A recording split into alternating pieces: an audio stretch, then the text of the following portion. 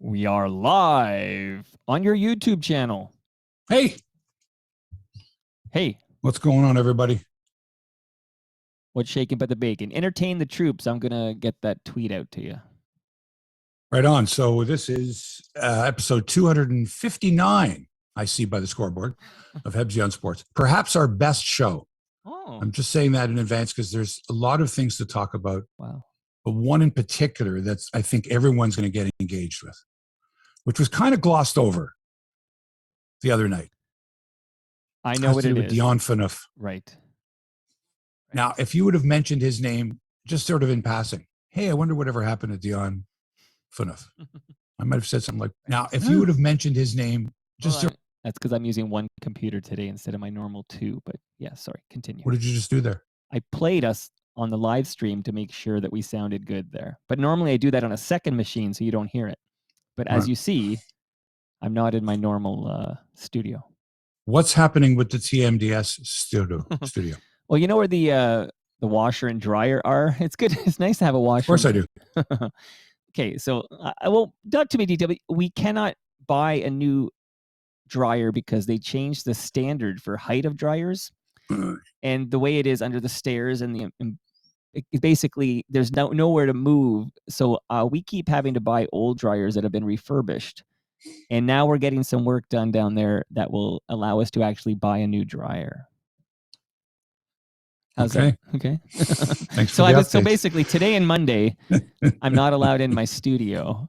So I said, oh, well, I can do it from the living room. So hello from my living room. Right. Now, in the past, you would have had to have gone to the Humble and Fred studio, right? It wouldn't have been 9 years ago, maybe. Yeah. Yeah. Okay. Yes, that's correct. The first and now that everyone can do a podcast from their home, as long as the acoustics are reasonable and you've got good microphones. Right. And people that know how to work those microphones. Right. Then you don't sound like you're talking from a tin somewhere. Hey, that sounded like Foster Hewitt. I do a pretty good Foster Hewitt. Not as good as Rob Cowan. Right. That's a tremendous Foster Hewitt. But I do a pretty good Foster Hewitt, yeah. But I mean, it's like people doing impersonations of W.C. Fields or Groucho Marx. It's from another era. It's from 2 eras ago. Sure. Like it's from your grandparents' era and maybe even your great-grandparents' era.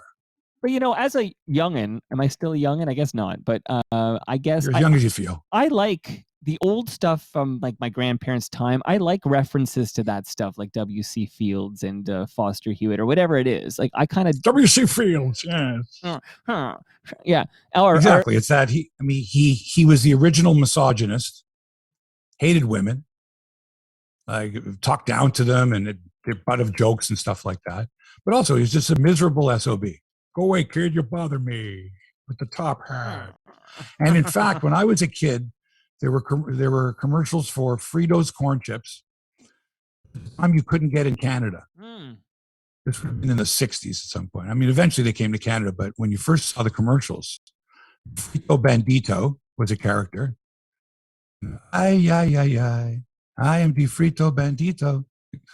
And then there was a character, W.C. Fritos. W.C. Fritos here with a message to you kids. Right. For Halloween. It was weird. How did we get on this topic?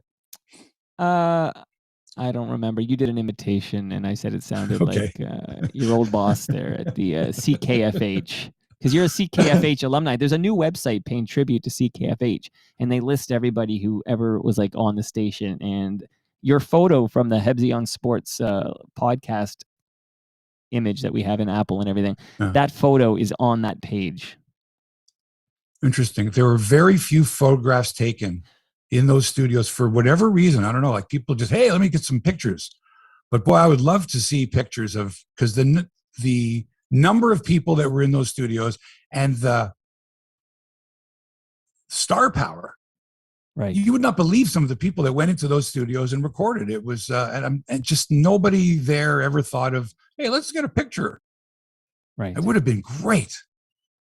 No, we didn't think of pictures like that. Of McCowan and Muhammad Ali. Right. From 1978 or something like that. Amazing. Whatever it was. Why didn't someone take a picture? And if they did, put it on the internet somewhere. Right. Some wild stuff. You tweeting out? Am I tweeting Yeah, out? retweet the tweet I just sent you. Retweet the tweet. That's what they all say. So besides, how long is the studio will not be in operation? Just today and Monday, and then I'll be Okay. back down there Tuesday. Right on. But you know what? It doesn't like Monday. I have a guest, but it's on Zoom because he lives in New York. But can you name the keyboardist from the Spoons during their glory days? The keyboardist? Right. So I know Gord Depp and I know Sandy Horn. Right. And quite frankly, I do not know I don't know the names. Right. I might know a first name, but Rob. So it's I hope I say the last name. Prius. I have to check out how you say the last name. Anyways, Prius. Anyway. We're going to be talking about the Spoons and more. And he was also in Honeymoon Suite too. So now Honeymoon Suite, those guys, did I ever tell you that story Tell about me. how when I was at Global, me and Taddy, they were shooting a music video the next studio over. So like literally across the hall from where we were shooting Sportsline in the news studio. And we were all happened to be in the makeup room at the same time. And they were like, hey, they were from Niagara Falls. Hey, we watch you guys all the time. And we're like, oh, right on. Because we were playing their music. I was playing it underneath, the highlights. Sure. And they came and sat in the control room for one of the shows. And they were like gaga. We were like, come on, you guys are professional musicians. You do music videos. How can this? And they were like, oh my God, we're sitting watching the show. I love that. Yeah, it was great. Super nice guys. And Dave Betts, the drummer, ended up, I invited him to, and he came to my first golf tournament, my first charity celebrity golf tournament. Nice. Got pictures of him somewhere. Is that yours? Like you were the host of that celebrity golf tournament? And who's the biggest celebrity who showed up? The biggest celebrity to ever show up I ran the tournament for 10 years. Yeah, like I'm just curious. That's a good one. Yeah. Or give me I'll have to think bigger about name. that. I don't want to diss anybody. Was it you? That's a tough one. I was a pretty big celeb back in those days. No, I mean, come on. I was pretty big, I guess. Okay, enough about me. I had the Hebsy poster on my bedroom wall with the earring. Come on. Which earring? Because my son wants to know about that. Oh, I don't know. It was just he sort of wants the history. Oh, like when did you wear the earring? And did you wear it in both ears? Which ear did you wear it in? What kind of earring was it? Just your left ear. It wasn't in both ears. I wore it in the left ear. Because back then we didn't do that. We only put it in. I had one too. Maybe inspired by Hebsy. Who knows? But I had one in my left ear for a long time. Right.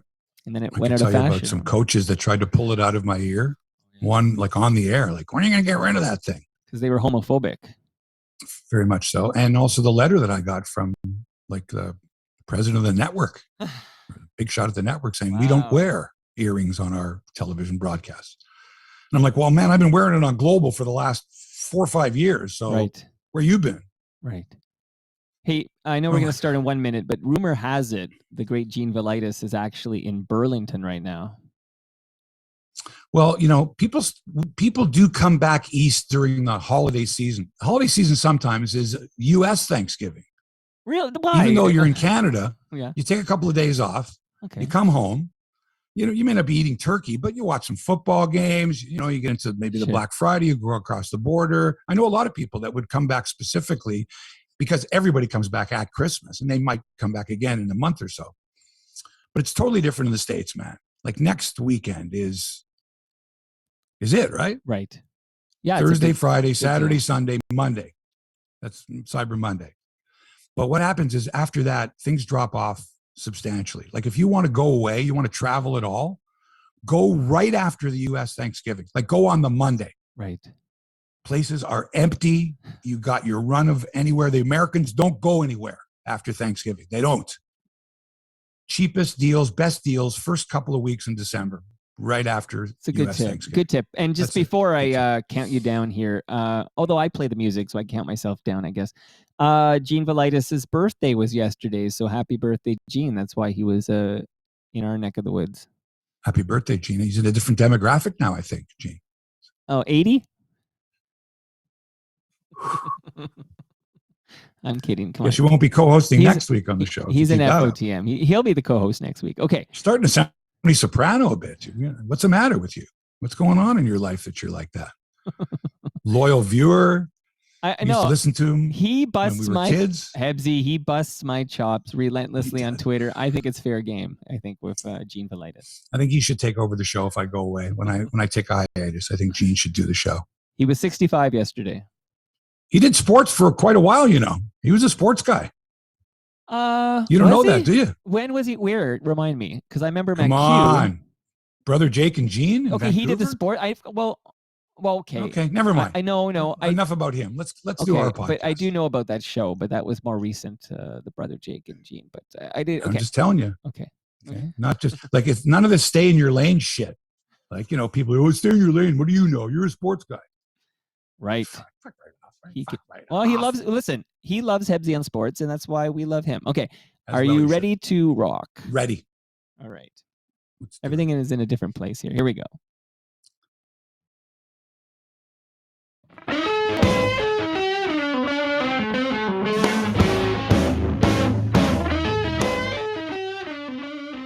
Live from Toronto, it's Hebsy on Sports, episode number 259. Hi there, sports fans. Mark Hebsher here in the Little Italy studios. Studio.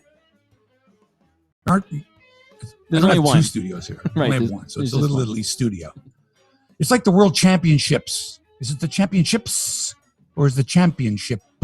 Singular. Right. Princess Gates? No. Princess Gates. It's Prince's. Prince is the apostrophe's Gates. Let's get this right.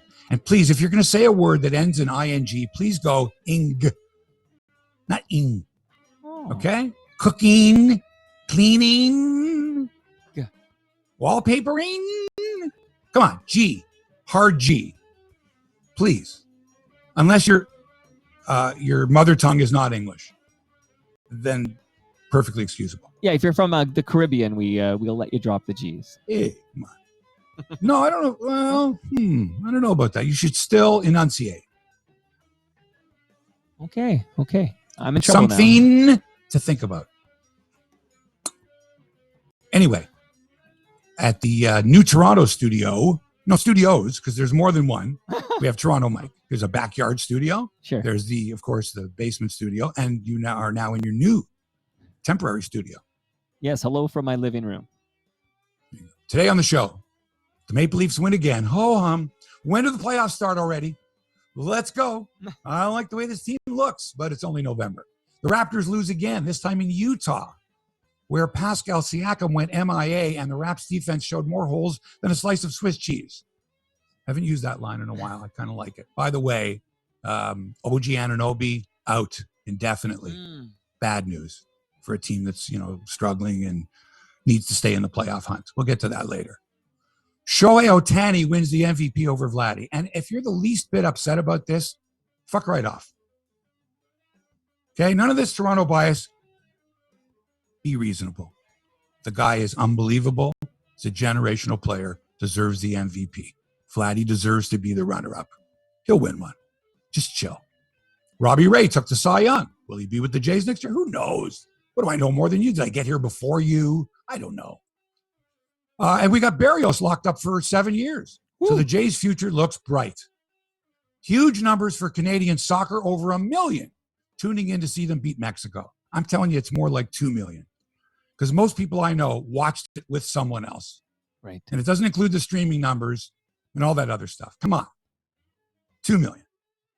How many watched the Canada-US game, Vancouver 2010? What was that, like 17 million, or like almost the whole country? That was a big one. Ridiculous number like that. That was big. So imagine if they make it to the World Cup. Oh, no. Canada, wait a minute. You guys are hockey. You're not a soccer nation.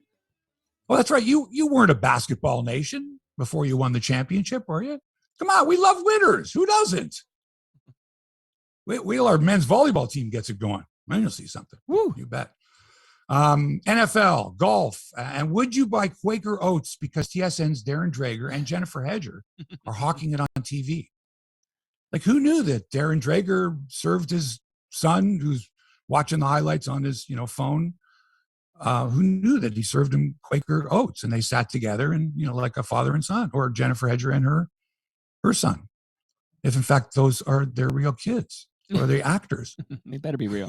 Anyway, and if you think there's any jealousy, it's like, hey, you make you're making good bucks if you're on a TV commercial. Your face on a TV commercial, man, you're making some good dough.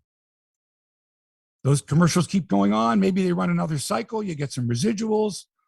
So if I'm sitting next to you on the anchor desk going, what did you do to get that commercial? How come I can't get that commercial? Well, Hebsy, clearly it's to keep their salaries down. Right? Like this is essentially station has no idea what they're making. I would suspect that it's done through Bell Media in some regard, and that it's like in lieu of a raise or maybe. No, come on, no, don't tell me that. It's possible. Would you be shocked if that were true? No, you do a commercial. It's a union gig. No, none of that shit. Not part of your salary. It's nonsense. Okay, but we've been talking about the source. These source commercials we were talking about with. That's different. So that's different. The source commercials are a bit different. I'm talking, the Quaker Oats. Did you see those commercials? I haven't seen them yet. No. Oh, what am I talking to you for? All that plus the Dion Phaneuf retirement ceremony and much more. But first, once again, here's Toronto Mike. Hello, everybody. How you doing, Hebsy? Introduce yourself. I'm Toronto Mike. Nice to meet you. How are you doing, Mark Hebsher? It's been a very strange week. I have to get this off my chest. This is what happened. Last Friday after the show, going through my mail, see an email from someone that I have not spoken to or been contacted by or whatever in a couple of years at least. Someone in a very high position in the broadcast industry. Very high position. And basically, hi, Mark. I was wondering if we can get together on a Zoom or a call. Would love for you to come and be part of our thing. Basically, I'm not going to get into too much detail. I'm like, wow, out of nowhere. So email back. Here's my number. Call me anytime. There you go. Get a return. Great. Monday, late in the afternoon. We'll call you then. Beautiful. So the weekend goes. I'm like, yeah, it's pretty interesting. Wow. I wonder what it's about. I have no idea what it's about. Like, no idea. But just the way it's worded and exclamation marks, hey, would love to talk to you. Okay. Monday comes and goes. No call. Very strange, considering they were the ones who reached out. Right. Tuesday, Wednesday night, I send an email back. Did I misread, or is it next Monday you're going to give me a call? I'm free tomorrow. Nothing. Nothing. Very strange. Now I'm thinking, did the person get into an accident? Did something happen in their personal life, or did they get fired? Like, I don't know. Well, there were. It depends what I don't know who you're talking about, obviously, but there were some big Bell Media layoffs this week. There were. Yeah. Okay, so at stations like CFRB, they let go a bunch of people. Oh no, this person's way, way higher up than that. Okay, well, I don't know who. Okay. I'm way higher up than that. I'm talking 3 levels higher than anybody at that the station. Okay, well, I know what they're doing. They're just trying to save money there. That's just Hebsy, this story, like, you can do 2 jobs now, Mike. Can't you? You can do 3, 4 jobs now. I'll even do an ad for oatmeal if they want. Listen, Hebsy, I think what you're describing sounds very frustrating. Like, because they contacted you out of the blue, and they get you, like, it's titillating, right? Now you start thinking, what do they want to talk to Hebsy about? And then the fact that they kind of ghost you at this point, that's rude. That's rude. Well, I don't believe this person is not capable of being rude, capable of doing what they're doing, what you're suggesting. I think something happened. Huh. I hope they're offline. Okay. Some personal crisis had to happen. And again, they might have lost their job. But even if the offer was rescinded, the person would get back. This person would get back. Because they know if I saw them on the street, I'd beat the shit out of them and demand an explanation. What do you get me all? Like, if you would have never contacted me in the first place, I'd be fine. Perfectly fine. Right. So anyway, that's been on my mind. So any suggestions as to how to handle that, I'm all for it. And if the person happens to be listening to the show, fucking give me a call. Like you said you were going to call. Or at least if they change their mind, at least send a courtesy note to say something. Anyway. Sorry for getting y'all. Hopefully it's just a big misunderstanding, and we'll be laughing about it. But yeah, as it is, it's been like a week. Well, now my mind is racing. Like, what do they want with Hebsy, man? Like, what would you do if that happened to you? Okay, again, out of the blue, and a really like one of those. Hey, hope things are going well. Would love to talk to you about a possible situation that we're enthusiastic Well, about Hebsy, it. if a week, I think at this point, if enough time has gone by, like a week or whatever, you can call like the office and try the old-fashioned telephone method. And leave, No. See, that puts me in a bad bargaining position if anything came about. Okay. You guys then contacted me. you just gotta wait. You gotta put it. Yeah. You contacted me. I don't know. For all I know, it could be like, we hear you're a really good floor cleaner. We need you to clean our floors. Real talk, Hebsy. Probably not. This was Probably Edward Rogers, right? Who was trying to contact you. I'd be worried if it was Edward Rogers. That's a Gene Velitis joke. I would think, he could just turn around and say, oh, by the way, no, I'm going to fire you and the whole board. This person's much more stable, I think. Anyway. Sure. There you go. Interesting. It's the honest to God's truth. It's a head scratcher. Yeah, later when we hang up on the people, you can tell me who this is. I need to know. Oh, there's no way I would tell you. Oh, that's rude too. Okay. No, and I'm not even sure you would know who this person is by name. All right. You might. Gotcha. But I'm talking very high up. Like I'm talking in a position that says, we need that person. Get them for me now. Let's go. Well, when you do hear from this person, I need to know right away. Just call me. I don't care if it's 4 a.m. I'll let you know. Ring my number. Yeah. Okay. Yeah, it'll be my final show. Obviously, I won't be able to podcast, but that's okay. Unless I can negotiate that into. Oh, I'm getting way ahead of myself. Listen, Hebsy. I would just be so happy for you. I would just be so happy for you. I'm happy for me too. Just even if. well, let's see. Enough whining by me. A warning to you Toronto Maple Leafs fans, and I know you're out there. Take it easy, okay? Don't get too cocky. It's only the regular season. Oh, yeah. The blue and white look great. They look fucking fantastic. Let's be honest. Even without their big guns, we got a goalie. You know how Habs fans felt all those years with Carey Price? That's the way Leaf fans are starting to think about Soupy Campbell. Honest to God. He can play every game, except for the back-to-backs. So those are your losses. And this guy might never lose another game. Isn't he playing like that? Even giving up a goal. He gave up a goal? What the fuck is all that about? This guy's been amazing. Amazing. Will he be playing this way in March and April? That's the question. But this team looks like a Stanley Cup contender. How can you dispute it? 10 wins of their last 11 games? But as we all know, especially in Leafland, regular season means squat. So you can't get too high about this recent run, because things have a way of evening themselves out. And quite frankly, I'd like to see this streak in March or April, but I don't know. Could be the other way around. They could slump in February, never recover. I don't know. Or they could just go like this the whole season. Like one of those years, those teams that just go all the way and finish first and win the whatever Jennings or Patrick or stupid trophy. I was thinking 84 Tigers, like they just sort of started off hot and just went. But these Leafs, it wasn't that long ago. I was like, really disappointed in the effort of the Leafs. We all were. And that was like what? That was like 10 days ago or 2 weeks ago or something. So this is pro sports. This is sports over a long season, peaks, valleys, blah, blah. I don't have to tell you. I know. They don't award the Stanley Cup in November. So last night's 2-1 win over the Rangers was impressive. Yeah, very impressive. Given the fact that both goals came from D-man Morgan Riley. And Soupy was his brilliant self again, stopping 25 of 26 shots. Now, I have to tell you, Toronto would have been the last place in the world I would have thought fans were capable of going, ooh. Like, I mean in unison, not 15 or 20 people, leather lungs. I'm talking about the whole place. And the reason I mention this is how startled I was when I first heard that sound in a sporting arena. I was about 10 years old, 9 or 10. My cousins in Chicago had season's tickets to the Blackhawks.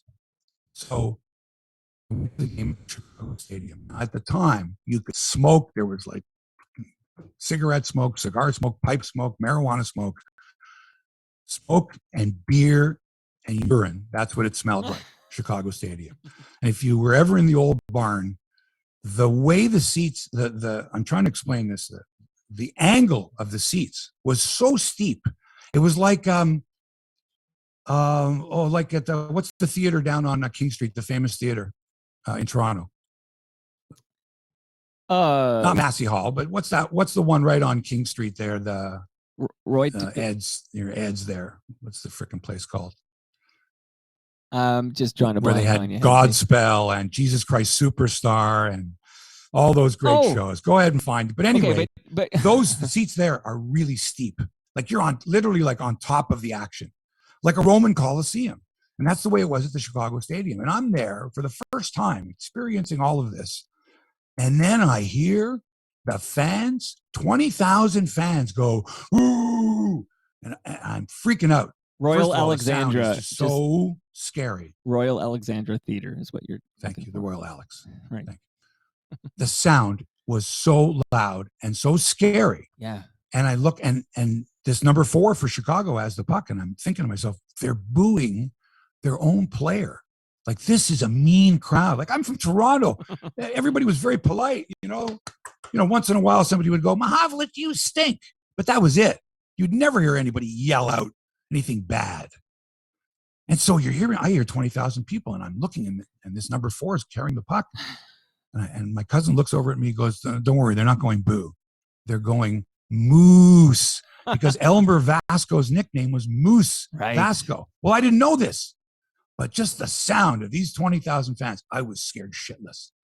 And later, like I picked up on this, I thought it was a really cool way to call out a player, like, call out his name with a nickname. So Moose Vasco later became in Chicago Lou Angotti. Lou, right? And Lou Nanny in Minnesota. Again, whenever he touched the puck at home, Lou. Or if he scored a goal. And then later in baseball, Lou Piniella. Sure. They're not going boo, they're going Lou. Right. And all that stuff. It was just, it's a neat way, very unique way of, appreciating, acknowledging that player. So Jack Campbell, Jack, no. Soupy Campbell. Soup. Love it. Ooh. So imagine being a kid, never knowing that, and now Jack Campbell makes 3 or 4 great saves, and suddenly everybody is going, ooh, and you're thinking they're booing, because it does sound the same. 2 notes that there, and there. Boo, soup, Lou. Okay, so there's a classic Simpsons joke where they're booing, and then I think Smithers tells Mr. Burns they're really saying boo earns. Like, that's one of the classic. But what I remember watching my terrible Leafs of the late 80s is hearing the Lou call when Lou Franceschetti would get the puck. So any guy named Lou. Right. Leap and Lou Nistico. You know what? We should draft more Lou's because it's great fun. So we need more Lou's in the lineup. Right. So even guys' nicknames, okay? Right. Like, oh man, I think Boots Day, when Boots Day came up in Montreal, I remember people, Boots. I just think any excuse where a guy's name has an ooh in it to just go and make it, and everyone, they're not going boo, they're going Boots. Love it. I don't know. Love it. Anyway, the first time I heard it, I'm just never like, whoa. Yeah, the light, once the light goes on, it's like, oh yeah, that's cool. Yeah, I remember it. I remember it. Cool. And then I thought, wait a minute. Who do Leaf fans boo? Like, really boo, right? They booed Bobby Orr. Booed him lustily. Wow. Whenever he got the puck. I was shocked by it. So I thought, they're booing him not because they hate him, because they hate that he's so good. That's what it is. They hate that he's so good. So but then I heard Leaf fans boo Frank Mahovlich. When I was a kid, I was going, well, why are they booing him, Dad? My father says, well, Imlach thinks he's lazy and he doesn't pronounce his name the right way. He's, and Frank had to go to the hospital. He had to go to the hospital. What for, Dad? Oh, stress, anxiety. I forget what they called it back in those days. Nervous breakdown. Nervous breakdown, they called it. And you're going, nervous breakdown? What's that, Dad? Oh, it's, he was under a lot of stress, a lot of pressure, blah, blah, blah. So I didn't realize as a kid that the reason he was under that pressure was Imlach was dissing him in the newspapers on a daily basis, just kicking the shit out of him. And the fans are booing him. Then later, when I was covering the Leafs, Larry Murphy, that one season was every time Larry Murphy, the puck would hop over his stick, and they just decided, okay, he was the GOAT. He was the guy. Booed the shit out of him. And you had guys like Jake Gardner and Dion Phaneuf. I thought about that. Phaneuf, wait a minute. Phaneuf, they used to boo Phaneuf. So what the fuck were the Leafs thinking? I know he was the captain. But that doesn't mean shit. Let's be honest. And he shouldn't have been You captain. can name a whack of captains that just because they wore the captaincy doesn't mean they deserve to be feted, celebrated. But anyway, of all the people, Dion Phaneuf announces retirement, and you're going to have a ceremony for him? His wife and his daughter are going to come out with him, just the three of them, and stand at fucking center ice with their masks on and wave to a smattering of applause. And I mean a smattering. Come on, everybody. Let's get up for Dion Phaneuf. Hey, what a career he had with the Leafs. What were they thinking? Mike, tell me. Well, I'll tell What you were they exactly. thinking? I'll tell you exactly. In the world of this PR, this MLSE PR machine, they're just looking for any excuse to make a little noise that's like positive in nature that they can kind of rally around. And this was as good an excuse as any. Of course, it's ridiculous. Like I think it's hilarious almost. But this is just the MLSE marketing machine finding a reason to make noise. Man, hockey just pulls off the most awkward moments, especially if it's in Toronto. Just awkwardly, ooh. You know, even the Hall of Fame ceremonies, that's not an easy gig, man. You're in a hall with a bunch of people, but still. And in actual fact, the speeches this year were really good. But just, I don't know. There's something about it that's just so awkward, so... And let's face it, Hebsy. Cringeworthy. In hindsight, Dion Phaneuf's best years were in Calgary.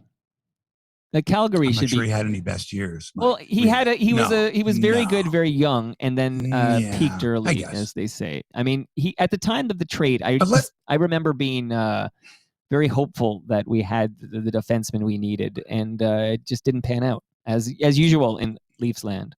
During his career in Toronto, if I would have said to you, Dion Phaneuf, upon the announcement of his retirement, will be honored at the Scotiabank Arena, you would have said, what? I would have said, "What's that?" No, I would have said, "Oh, I guess he led us to the promised land. I guess we finally got that ring on color TV." Right, and then you found out that Dion Phaneuf, in his 7 years with the Maple Leafs, a little over 430 games, of which 7 were playoff games. That fateful, ill-fated Boston series in 2013. Wow. By the way, he was a -6 in that series. But also, Dion Phaneuf orchestrated the salute gate nonsense, right? Snubbing the fans. It was Phaneuf who, I think, led the tanking when the Leafs decided they didn't want to play for Peter Horachek after they didn't want to play for Randy Carlyle. Now, when Carlyle got fired, the Leafs were in a good position. They were well over 500. They were certainly in a playoff position. And then they brought in Horachek, and Dion Phaneuf just kind of led the way. Kessel, we're not going to play. So my question is this. Will the Leafs honor Jake Gardner the same way when he retires? Maybe. Or James Van Riemsdyk, or Kessel, all of whom played, I think, around the same number of games. I think Gardner more than Phaneuf played. Yes. 423 games is nothing. Well, What's Kessel that? for sure, buddy. Kessel for sure, because Kessel and Phaneuf are both kind of your stars of the awful. You're right, the 7 games. So will they? When Sure. Phil Kessel announces his retirement, does he get the Dion Phaneuf treatment? Yeah, but can we just the treatment was like a short little ceremony. I'm just on your YouTube channel. No. Don't give me that. Okay, because Gordon Enright's pointing out, like, it's not like they retired his number. Like, it was just a little. Oh, no, that's bullshit, okay? If I'm at the game and Mike Ross comes on the PA system, ladies and gentlemen, can I have your attention, please? And now I got to stop what I'm doing and be quiet so that a mediocre defenseman whose wife is more famous than he is, or at least as famous as he is recognizable. Sure. And their child, who they never identified, I never heard, with his wife, Alicia, and their child, Bingo, or whatever the kid's name is. No, I just found it to be really kind of like people looking up, what's this? What? Who is that? I guess as a former captain, I think it's just because he wore the C. Like, I don't think they did this. If he wasn't the captain, he doesn't get this? Correct. So Kessel doesn't get this? Well, I think Kessel might be an exception because, I mean, those were awful years in terms of playoff success. But damn was Kessel. Guys? Kessel was fun to watch. I'll just say when he was on. But is that enough, though, to say, let's bring them back? What great years. Remember those great teams, great times. Bring them. No. We're desperate Disagree. here. doesn't deserve So it. you're saying raise the bar in terms of what's worthy of a ceremony, because Here's what I'm saying. Tell us. And you're never going to get this. Like Doug Gilmore or Wendell Clark would never tell you this. But deep down, if you were honored, you were feted by the Leaf organization. And now they're doing the same thing with someone who is much lesser quality. There's no effect really on the team at all. I mean, Gilmore fucking set the all-time scoring record for this team single season. Right. 2 straight Final Fours. Uh-huh. Blah, blah, blah. Mm-hmm. But Phaneuf, not even close. Not even close. So if you're Gilmore, do you have a right to go, well, I don't know if he belongs in the same club. Okay, his number wasn't retired, but he had a ceremony? I don't know. It's all because I think it's because of the C. I think that he wore the C for I don't know how many years. He never should have got that C. That's a great story unto itself. Like when Burke decided he was getting the C because he had a fight, I think, in his first game, and he said that's what we're looking for. But because he wore that C, I think that's basically why he's been elevated to this ceremony status. I'll have to agree, and the fact that he's a very nice guy. Right. But Salute-gate was not cool in retrospect. No, you're right. But he, by all accounts, a very nice man. So the question is, who will be the next Maple Leaf upon his retirement to be feted by MLSE? Phil Kessel. Mm-hmm. I don't know. All right, back to this year's team. And who on this team? 15 years from now, there'll be a ceremony for that person. Or whatever. The Leafs 2 points back of Florida in the Atlantic Division, having won 5 straight, 10 of 11. However, they've also played 12 of their first 18 games at home. So here's the upcoming schedule. At home to Pittsburgh Saturday. Then in New York on Long Island to play the Islanders on Sunday in their new arena, the UBS Arena. It's UBS or it's UBS. I don't know, because I'll be honest with you. I'm just going to call it the new arena. Sure. In fact, I'm going to tell you right now, to try to keep up with the names of the fucking arenas in sports nowadays, forget it. Everything's going to be called the Bitcoin Arena one day or the medical marijuana arena. I can't keep up. It doesn't matter to me anymore. Okay? When I call the dome in Toronto the Sky Dome, there's no such company. There's no business. I'm not giving them any. I'm not having people go, oh, yeah, I've got to go up and buy me a case of Sky Dome or whatever. So please, enough. I liked it better when it was named after the owner.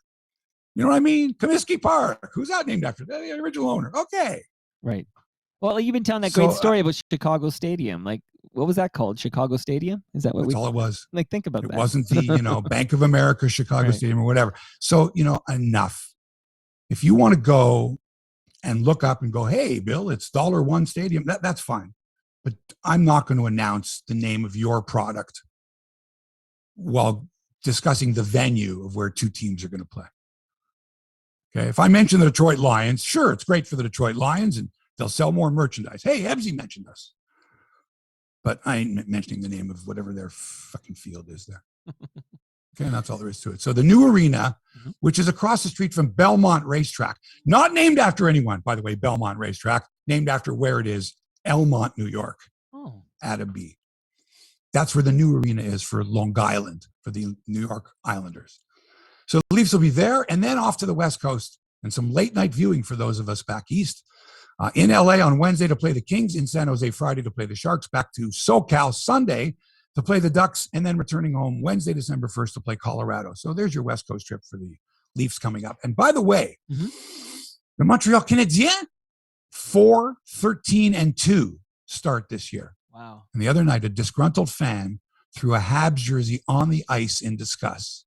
Mike, I don't believe I've ever seen anyone throw a Montreal Canadiens jersey on the ice. Sacrilegious. Wow. I can't recall that. No, that's sucks to be them. Hey, you mentioned 15 years from now, what Leafs, and I just want to point out, I think there's at least 2, if assuming things continue with one of them, there's at least 2 Hall of Famers on this team, maybe more. On which team? The current Leafs team. 2 Hall of Famers. Yeah, I think so. Like, I mean, this is Casey of course. Spezza. I didn't even consider. I was thinking Tavares and Matthews as assuming things continue in the trajectory, of course. Assuming. Things continue. Like, but not barring Marner? Marner's a maybe, right? Like, we have to see what happens with his career. Maybe. He's a maybe because And he's Morgan still Riley? I don't know. I don't ever. Nylander. I've never felt with Nylander and Riley. I've never felt like these are future Hall of Famers. No. So to be a Hall of Famer, you got to play a lot of years. Right. You have to be an elite player for a number of those years. You have to be in the top scorers. You have to be a Rocket Richard winner, a Lady Byng finalist, in a lot, and consistently over a number of years. Right. I don't know if John Tavares at this particular point is there. Well, he's an excellent player. Because I think of him as like a Lindros. Like, I mean, Lindros was, that kind Lindros was a dominant player. Sure, but he had a shorter career. But I mean, but he was a dominant player. True. He was. I don't know. Okay, so Tavares is a won maybe. 3 World Series. But if Matthews, obviously, if he continues like he is, he's definitely a future Hall of Famer. Well, okay. Okay. You wanted to point that out because you mentioned in like who will we be honoring in 15 years from this team or whatever, and then I was thinking, well, there might be a couple of Hall of Famers on this team, maybe more. But what about on the Jays? How many Hall of Famers on that team? I think they've already put Vladdy on in the Hall of Fame, actually.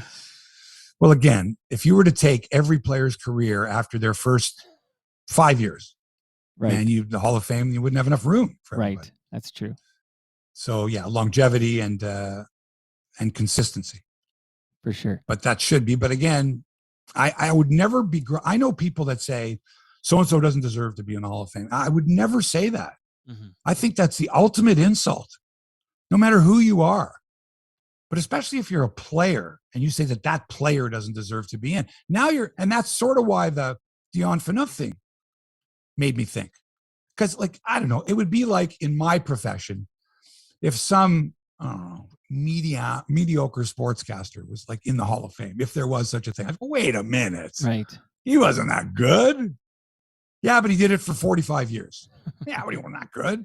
And then someone else would say, no, are you kidding, man? He was the best. I listened to him every day. He was fabulous. So it's so subjective. Oh, for sure. And as I remember, I'd be watching players thinking I'm watching a future Hall of Famer. And then when all was said and done, they weren't even close. A guy that I keep thinking of, because when I was watching his career, it was a guaranteed 30 homers, 100 RBIs every season. And that's back when we valued those numbers a little more. But I thought Joe Carter was a Hall of Famer. And then it turned out he wasn't even close. So what do I know? No. What do I know? No. Again, I don't either. It's up to the voters now are like, here's my ballot. Here's why I voted for this guy as the MVP, or here's why I voted for this guy for the Hall of Fame. And, really when it comes down to it, a lot of it's all bullshit. Sure. Like, you're telling me that a great player, because he's not in the Hall of Fame, still can't feel good about him or herself. Oh, you should have been in the Hall of, like, if someone came up to you, Mike, and says, geez, really too bad you're not in the Podcasters Hall of Fame. Like, after a while you say, fuck right off. Yeah. I'm good with myself. Right. Would I feel better if I was in the Hall of Fame? Sure, it's nice to have a pat on the back and your peers, or the fact that people recognize you, that you were that good, that elite. Great, but come on. Well said. All right, the Raptors in a bit of a funk right now after their 119-103 loss to the Jazz last night in Salt Lake. Don't know the name of the arena, don't care. Raptors have now fallen to 7-9 on the young season, but still just a game and a half out of a playoff spot in the East. Very tight Eastern Division Conference. Eastern Conference? Right. Yes. What division are the Raptors in? Atlantic Division? Like, do they have divisions in the NBA? I'm trying to think. Atlantic, I believe. Yeah. All right. Yeah, whatever. Like, does really divisional play mean anything in the NBA? Right. Yes, it does. Nevertheless, they got to get better production out of Pascal Siakam. Come on, man. Awful last night. 4 points in 30 minutes. 2 of 14 shooting, 0 for 4 from distance. And this just won't do, folks. This will not do, especially now that you're shorthanded, because OG has got a hip pointer and he's out indefinitely. Indefinitely. Hip pointer. Suffered in practice. In practice. Practice. He was averaging 20 points a game. Now he's out indefinitely. So even more reason for Pascal to step it up. Didn't have Precious Achoa last night either, so we got hammered on the boards. Got beat badly. Rudy Gobert, 7 for 7 from the field, 11 boards, 2 blocks. Utah shot 55%.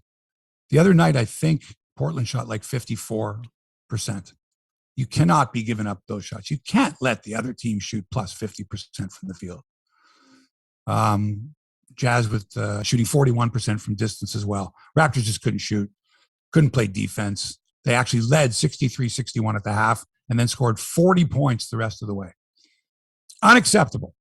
Gary Trent led the way with 31. FVV had 24. And no rest for the weary as the Raps are in Sacramento tonight to play the Kings. And the Raps Sunday, are a date with the Golden State Warriors. Oh boy. They lead the West and they got some unfinished business to take care of. Right.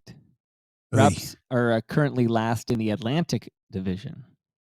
Yeah, but division doesn't mean anything. Okay, they're 1.5 games out of a playoff spot, conference, 8th place, and that's tightly bunched. I still think we'd be better served getting another lottery pick. I know you want a tank. You want the tank. I see the big picture. 1.153 million viewers. 1.153 million. Saw Canada beat Mexico 2-1 in their World Cup qualifier on Sportsnet the other night. That's just the Sportsnet numbers. There was some competition for TV viewing there for a while. There was some streaming numbers that we didn't get. Who knows? But anyway, that's a monster number. But not unexpected after their win over Costa Rica the previous game. Look, we love winners. Don't tell me, oh, it's a soccer country. It's not. It's an everything country. We love winners. Remember when the Raptors were making their run to the title? Oh, we didn't know Canada was a basketball country. Fuck right off. We love winners. Major sport. Didn't know Canada was a track and field country. Fuck right off. Always. Damian Warner over there. Andre DeGrasse over there. Didn't know you were a soccer country. Women's gold after 2 straight bronzes.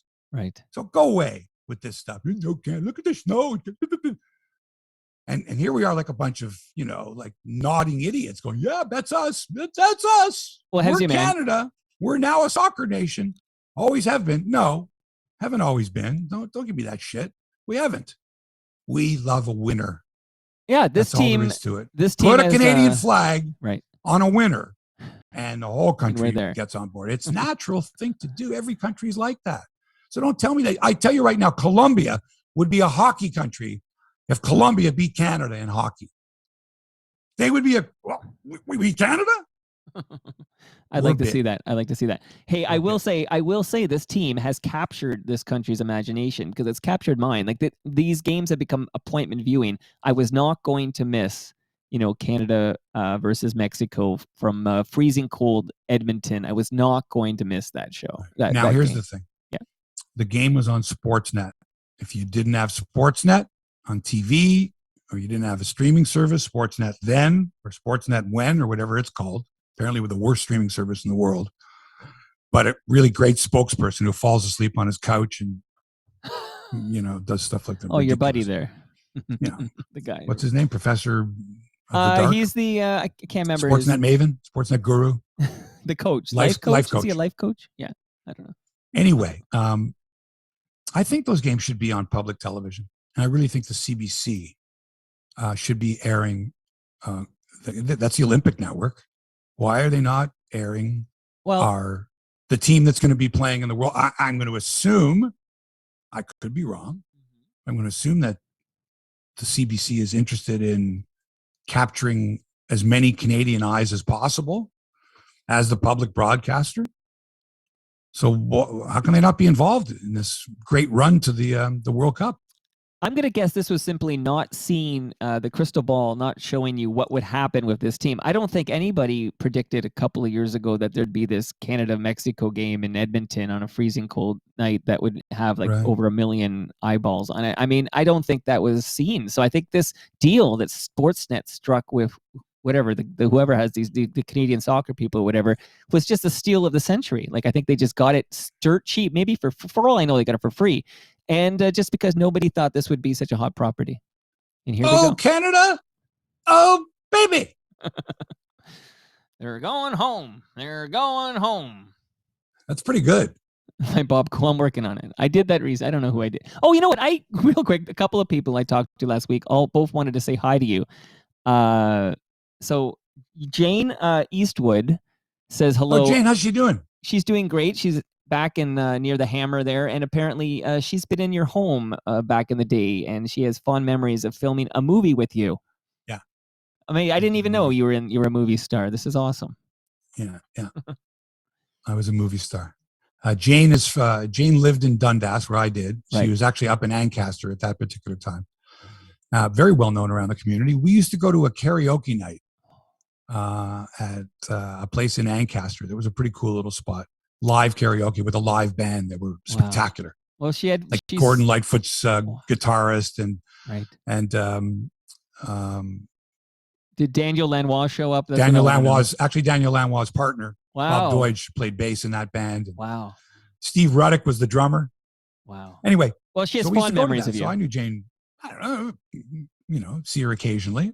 And then, the movie that we did called The National Tree. Right. A lot of the exteriors and interiors were filmed at my home in Dundas. See, that's which was a perfect, kind of a, front porch with a porch swing and, picket fence kind of a thing. Nice little spot. So that's where they filmed it. And then I had a role in it as well. They wrote in a role for me. Like as a newscaster? You're a television. Can you do a part of a television reporter? I'm like, yeah. So they wrote in this part specifically for me, where when the tree arrives, I'm the reporter, the local reporter going, and here we are with. I got to hunt this down. I got to hunt it down. But I got paid really well. Oh, wow.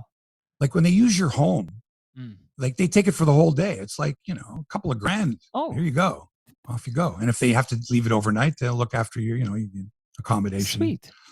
And they pay you pretty well for it. So the house goes sort of on a register, and all the site location directors or whatever they call them, second director unit, will look into these files and go, oh, that looks like a cool place. Like with mine, they just knocked on my door, said, hi, we really like your house. And, we're shooting a movie. Amazing. Here's a couple grand and okay. And you get to hang with Jane Eastwood, and she's lovely, and she has fond memories of you. And the other gentleman who came over this week, Dan Matheson, wanted me to say hello to you. Great guy, Dan. When I first started working in sports broadcasting, Dan was at CFTO. Right. He was number 3 behind Pat Marsden and Fergie Oliver. Correct. And he was good, man. He did a lot. They did a lot of hockey in those days, CTV. So Dan was part of that, and he did the sportscast on the weekends, and he was a reporter for CFTO. And so we'd see each other a lot in the early days, like when Roger Nilsson was coaching the Leafs and the Jays in their first couple of seasons. Really good guy. So smart guy. And then he did Canada AM for like 100 years. Yeah, he says hello. Good guy. So that's 2 people with fond memories of Hebsy. So there you go. Take that to the bank. So that's 4 in total. So that's pretty good. Okay, a good week for the Blue Jays, I'll say. Big surprise when they signed Jose Berrios to a 7-year, $131 million deal. They got a Cy Young win out of Robbie Ray. Well, what a cute family, eh? Re-sign this guy. What a cute family. Gorgeous, all of them. And Vladdy Guerrero, runner-up to Shohei Ohtani, who was the unanimous choice for AL MVP. And anyone who says Vladdy should have won it is full of shit and knows nothing about baseball. You're only thinking about it through Blue Jay eyes. Come on. Right. Put your Toronto bias aside. Ohtani is a generational player. Right. He's actually, Mike, a 7-tool player. He hits for average, hits for power, runs well, throws well, fields well, great control as a pitcher, and durable. I say that's a 7-tool player. So he's a deserved winner of the MVP. And one day, Vladdy will win it. Agreed. But if Ohtani stays in the league for the same amount of time, it's going to be tough. But it's going to be, it's like Dennis Potvin and Bobby Orr. Who's the best defenseman? Oh, it's Orr, as long as he's still playing. And then Potvin, what about Larry Robinson? Right. What about Brad Park? There was always that. Like, who's the best? And let me tell you, Ohtani right now is the best. Do you know anyone credible, like anyone whose opinion you trust on these matters, who suggested this was the wrong choice for MVP? I don't think so. I trust. Everyone's entitled to their opinion. But anyone who said, I'll give you an example. Yeah. And I like him. Sid Sixero. Going on this Toronto rant. His team finished, 11 games out of first place. How can he be the MVP? Dude, Bryce Harper won it in the National League. His team didn't win. So come on. It's got nothing to do with it. Right. Anyway, Ohtani is a deserved winner. Vladdy, a deserved runner-up. And Marcus Semien, a deserved, in the show position, bronze medalist. Win, play, show. Gold, silver, bronze. 1, 2, 3. A, B, C. By the way, Charlie Montoyo was 4th in American League Manager of the Year voting, for what it's worth. And After Bryce Harper in the National League, Juan Soto of Washington second in the MVP voting, Fernando Tatis Jr. third. Some really talented players in baseball. Lots of free agent signings I expect coming up in the near future. Last night in the NFL, the Patriots beat the Falcons 25-0. What's that, Mike? I was wondering if you wanted to talk about that TSN Quaker Oats.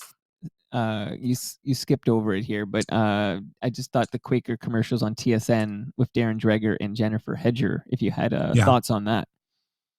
Didn't I already mention that today? No, well, no, I think maybe the red carpet show, but you were going to talk about it between the soccer talk and the Blue Jay talk, but then I know for a fact that a lot of noses are out of joint at Sportsnet.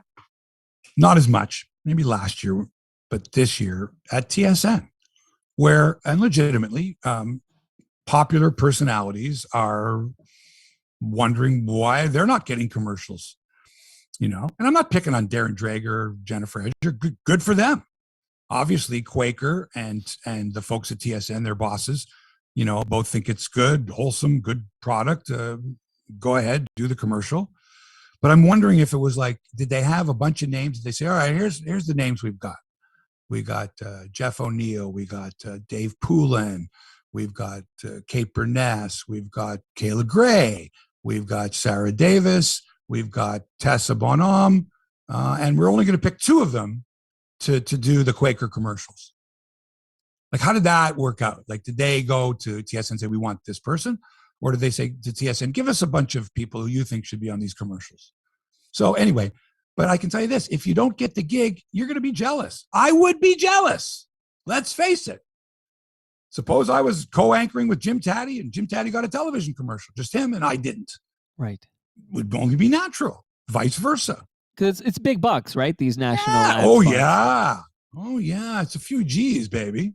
And if you get some residuals and the commercial's still running 13 weeks from now, another cycle, another grand maybe or more. Huh. Oh, yeah. So I wonder if it's not so much, do I look at Darren Dreger and go, well, he's on the take with Quaker Oats? No, of course not. Of course not. Is his judgment as an insider going to be clouded because he's doing commercials for Quaker Oats? Probably not. Right.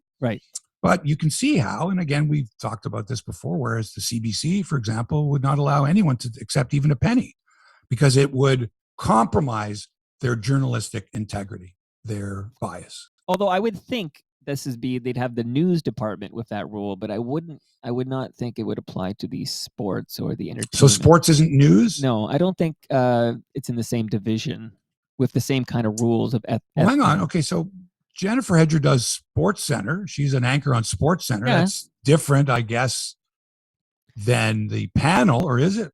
Well, we're dealing with people that are they're using the facts. They're getting their stories correct, factual. I just don't could think they be swayed because a sponsor is, lining their pockets, or could they look the other way? For example, if Pepsi or Quaker was involved in a lawsuit or something was going on there. It's just reporting on Doug Ford is different than reporting on sports matters. You're the one who brought it up. What do you think about these commercials? You okay with it? Oh yeah, I don't do you care. Think it would cause jealousy? I don't care. I think I would think if you were Lisa LaFlamme, for example, and she was doing commercials for No. For shampoo. You're missing the point. We're talking about TSN. If you're at TSN and you think you deserve a commercial. Well, tweet just if you can get a commercial, like we said, I think it was last week we talked about it. Don Cherry would hawk anything. Like what? Different. That's different. Okay. We're talking about all those names I gave you are under pretty much the same umbrella. They either work on a panel show, right? So Dreger, I didn't even include Matt Dunnigan, Milt Stiegel. I mean, Leo Routens, Sam Mitchell, anyone that's on these panels. I mean, they're all kind of considered to be, similar. Yeah, Jack Armstrong, I get it. He's Jack. Ads. He's a personality. Okay. He's got Jack. Don Cherry had Don. I get that. I think the sports world is completely different than the news world, and that they can do whatever ads they can get. Okay, that's all I want. Listen, I'm just suggesting, and I know for a fact that there are some noses out of joint. It doesn't make for a happy workspace when you look at someone and go, How did that so-and-so get that commercial? Tough cookies. Tell these people next time tell them tough cookies. Go get an Oh, ad.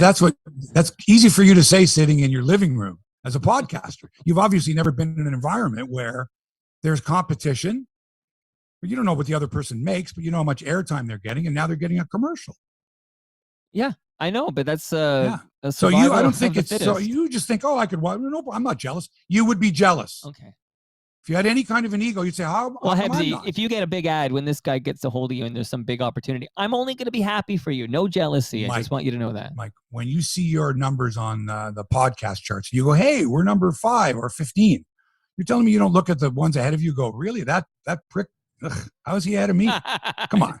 You don't go, oh, what? I'm better than that guy. If you didn't have an ego, then you wouldn't be any good in this business. You have to.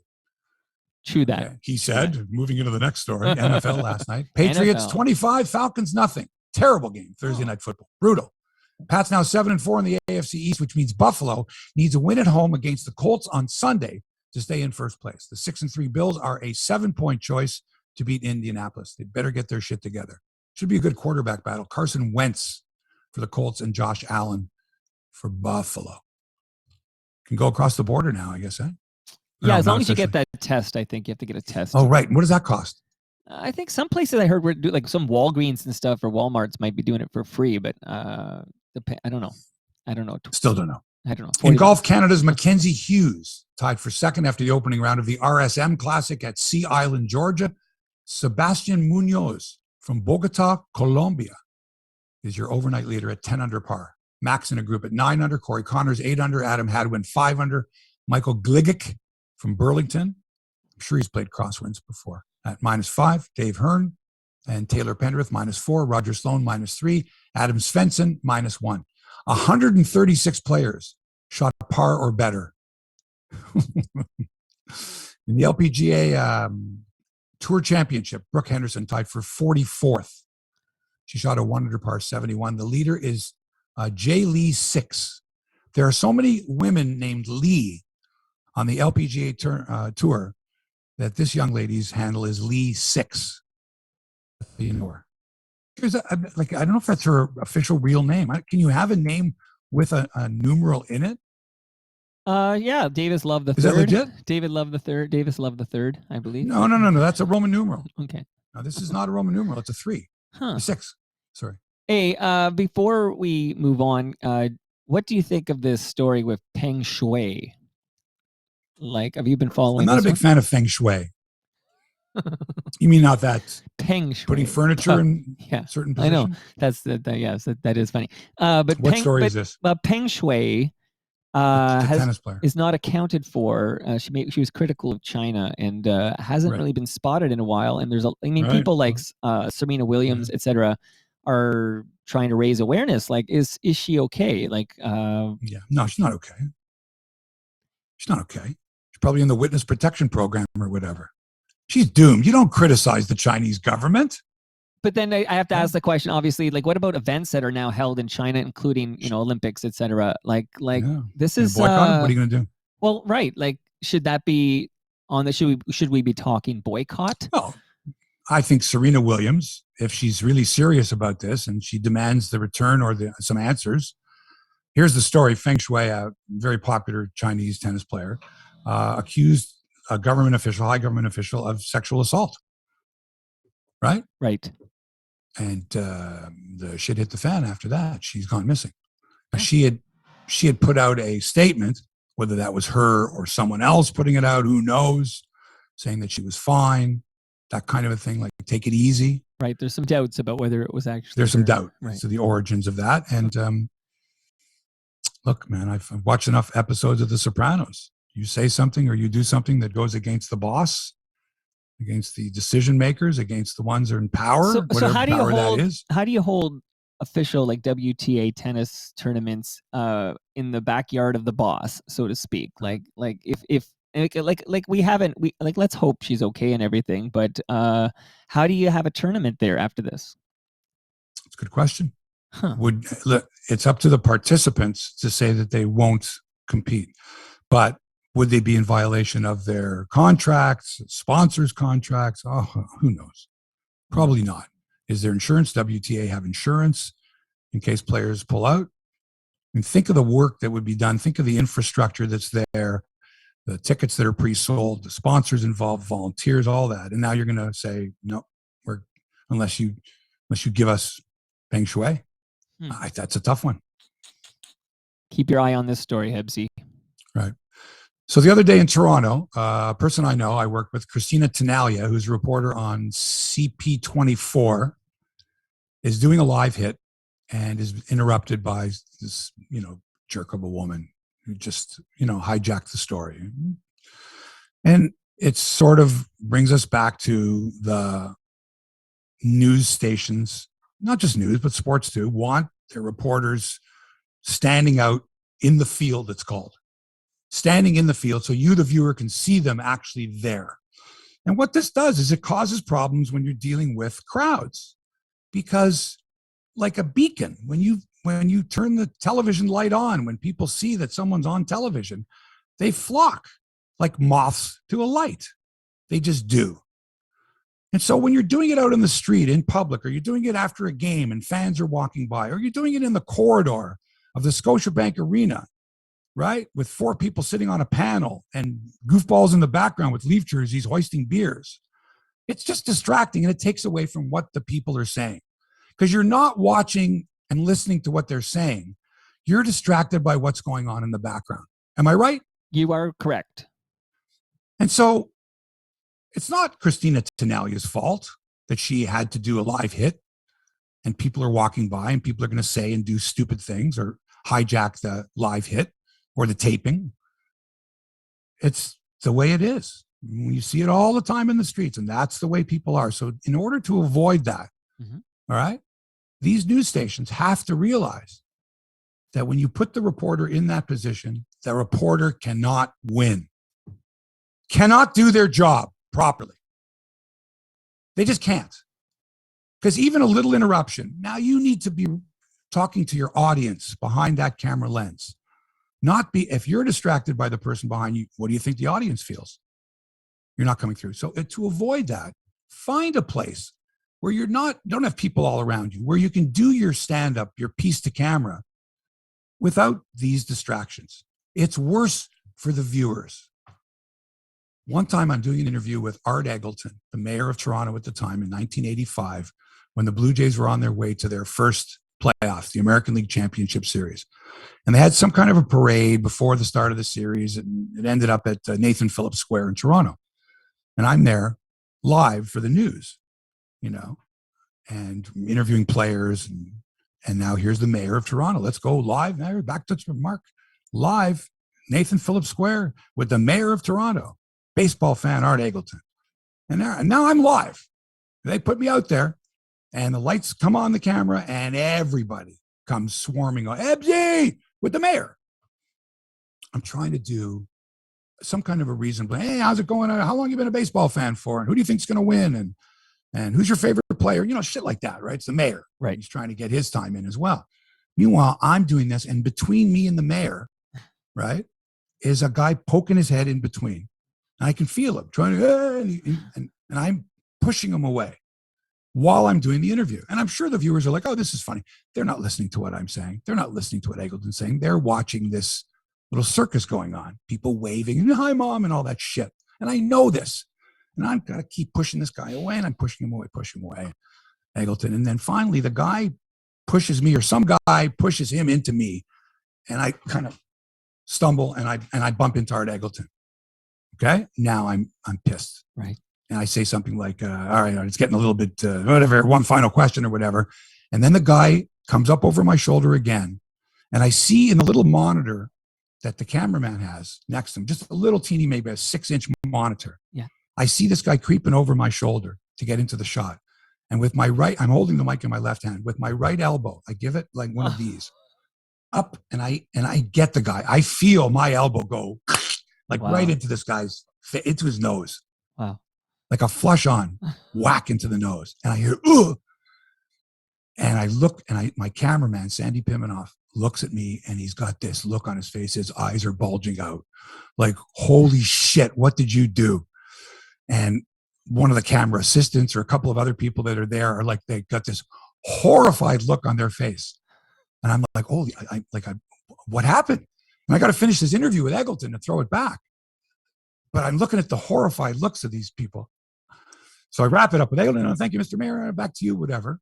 And I don't hear anything else. And I look, and the guy is on the ground, bleeding. His nose is bleeding. It's like coming out like he's like a suckling pig. Right. And he's like, you fucking like that. No security, no other people from Global there to like whatever, nothing. And I got to fend for myself here. Like I'm fending him off with like the microphone. You asshole. Anyway, I get back to the station and they show me the tape of it. I say, and I fucking nailed this guy. Like I nailed him. Like he's leaning in as I'm putting the elbow up. So he's coming into whack. Wow. And the nose is all bloody. Anyway, they filed suit. I get the call from the lawyer. I didn't get the call from the lawyer. I got a call from my boss who said, look, we got a lawyer's letter here. They're charging you with assault and there's video evidence of it. And look, the guy's trying to break it. Yeah, it doesn't mean you can hit him. I'm like, well, what are they supposed to do? So I feel for all of these reporters that have to do live hits. And they know in the back of their mind that someone's going to try to interrupt. They're going to yell something. They're going to try to get them going, trying to be funny, trying to show their face. See me on TV. Right. And don't put reporters in that position. I'm saying to all news directors, all assignment editors, please don't put them in there. Because as a viewer, I want to see the person report on the story with a nice background, a building, a mountain. I don't give a shit. But it doesn't have to be, here we are in the pit with thousands of people. They just don't work. Interesting. Now, Christina Tenalia, we're talking about with that CP24, that's a Bell Media company. Just before I play you out with some Los Lobos, you have some insight into what's going on at Bell Media this week? Yeah, somebody had posted something about there's going to be more layoffs coming, but what Bell Media had done is they had put out an internal memo to all its employees offering severance packages. Like, come on and get it. We're offering if you'd like a package. Like X dollars per year or something like that. And pardon? X dollars per year of employment kind of offers? Well, if you sever someone's employment without cause, that person is entitled to severance. Of course, yes. Right? Yes. With cause, no. Right. But without cause, you just want to let them go, you have to pay them a severance. Yes. And of course, that severance is for how long is it going to take for them to find another job, if they in fact can find another job in their field. How many years did they work there? Right? And you base it on that. Now, it might be 2 weeks salary for every year you work there. A month's salary for, let's say you work there 30 years. You get 30 months salary. Ooh. I don't know. Sure. But whatever the basis is or whatever you can negotiate. The way I understand it is from anyone that's worked there is they all got offered pretty nice packages. Like, you know what I mean? They got, here's your handshake. Rod Black, I'm sure, got a nice, sure. He was there 20 some odd years. He was there long enough. And I'm thinking Landsberg as well. Landsberg was there. Yeah, and Landsberg too. Yeah. So I'm sure that both of them were covered in that particular regard. Sure. It doesn't make you feel any better. You've lost your job, your position. But it's nice to be able to have a little financial. But are these voluntary? Are these voluntary or involuntary packages? What do you mean? Like, because for example, David Schultz left the Globe when they made this offer where they'll cash you out now, early retirement or whatever, trying to get people off the payroll. Right, and he was very excited to do that. Very happy to do that. Sure, because he was there for many years and he got a nice package. So this Bell Media email, is it basically saying? Asking who wants to opt into this early, or is it saying correct? No, okay, so it's voluntary. Who wants to? Whoever wants to, give us a call. Do you know if there's any interest? Because let's face it. If you've got a certain number of years in, and you want to know what your numbers are, right? You go, I'll take a package. Why do I want to work somewhere where I might get fired or I'm going to hate my job? Yeah, like Joe Tilley, our buddy Joe Tilley did the math with his accountant and was very happy to exit with that cash at that time. Yeah. And see, the other thing is it allows him, unless he signed a non-disclosure, and even so, that would be like a non-compete or something like that. It allows him, some financial cushion. If he wants to work or do anything else to earn money, he can do it. He's not burdened by having to go to work every day anymore. Right. So he can choose that. And he's sort of being paid to not work there anymore and to have time to find something that he likes to do. Now, may I ask, Hebsy, this email you've learned about, this internal email, are we going to see some names we know? Because I mean, I just mentioned earlier some behind the scenes names and station management and stuff. All I know is that the guy running the show at News Talk 1010, a guy named Mike Ben Dixon, is out and replaced by Jeff McDonald, who is also the news director at TSN 1050, and now he'll be the news director, program director at News Talk 1010. So it's like you've already got a sports talk station, right? Well, now you got a news talk station too. And remember, they gutted their entire newsroom, right? Of course, News Talk 1010. So what's Jeff McDonald looking after exactly? A couple of talk shows. Yeah, John Moore. 4 talk shows. Yeah, am I right? Yeah, well, yeah, exactly. John Moore in the morning. Yeah, Jerry Agar is over there. Jerry Agar. Ryan Doyle. Ryan Doyle's on with Mad Dog. Mad Dog. Jay Michaels. And who am I missing? One other one. Honestly, I don't know that station too well, but okay, I know but Jim anyway, Richards does overnights. That's all I know. Yeah, but there's no news staff. They're not breaking news. They don't. No, they bring anymore. They'll bring in CTV or CP24 or whatever. Yeah, for sure. Interesting. You know more than me. But I didn't know about. Let's wrap this. I didn't know about that email, which is interesting. So maybe we'll learn of some names coming up. And it's lovely. They do this every November at Bell Media. I've noticed because I've been tracking this, and it's always a nice little pre-Christmas present for Bell Media employees. Listen, I don't want to be too tough on them because I have Bell 5, and I don't want to run into any problems with my Bell 5. Okay. That's it for episode 259 of Hebsy on Sports. Thanks, as always, to Toronto Mike for production and inspiration. Hit him up at Toronto Mike.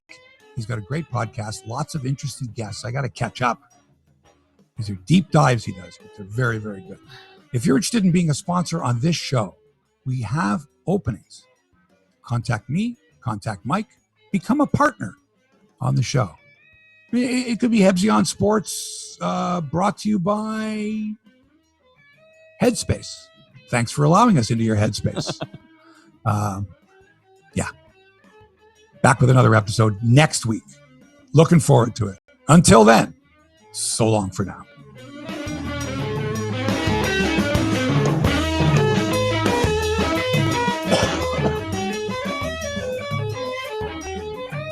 This podcast has been produced by TMDS and accelerated by Roam Phone.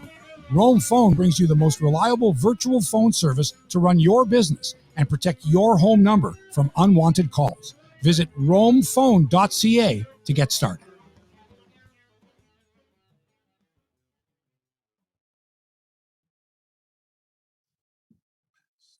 All right, my friend. Let me turn off the camera.